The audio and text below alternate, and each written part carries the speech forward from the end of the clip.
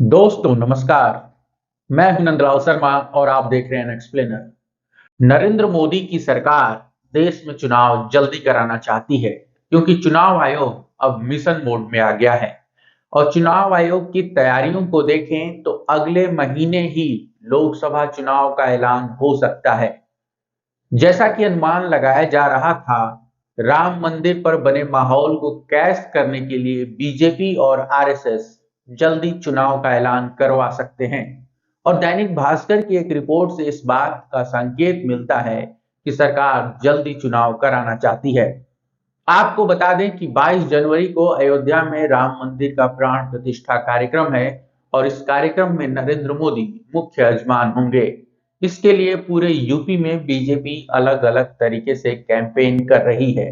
1 जनवरी से अक्षत अभियान चलाया गया है, तो यूपी में सरकारी बसों में राम भजन बजाया जा रहा है। वहीं योगी आदित्यनाथ ने 14 जनवरी से 22 जनवरी तक यूपी के हर जिले में राम कथा का आयोजन करने की जिम्मेदारी सरकारी अधिकारियों को दी है। यूपी के अखबारों में भर भर के खबरें छप रही हैं। अयोध्या में अब एकदम त्रेता युग वाला माहौल बन गया है और इसी माहौल को कैश करने के लिए मोदी सरकार जल्द चुनाव कराना चाहती है। दैनिक भास्कर ने सूत्रों के हवाले से जानकारी दी है कि चुनाव का ऐलान फरवरी के आखिरी हफ्ते में हो सकता है और वोटिंग अप्रैल के पहले हफ्ते में शुरू हो सकती है। 2019 में चुनाव का ऐलान 10 मार्च को हुआ था। 11 अप्रैल को पहले चरण में वोटिंग हुई थी। 2019 के चुनाव में 7 चरणों में 11 अप्रैल से 19 मई तक वोट डाले गए थे। 2024 के चुनाव को लेकर चुनाव आयोग ने 11 और 12 जनवरी को बिहार सहित कई राज्यों के पदाधिकारियों की बैठक बुलाई है।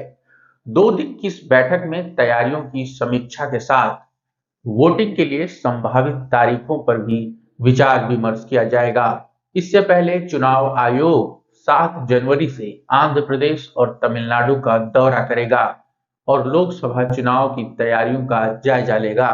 फिर राम मंदिर को लेकर बने माहौल को कैश करने के लिए मोदी अगर चुनाव जल्दी करवाना चाहते हैं तो फिर विपक्ष कुछ नहीं कर सकता।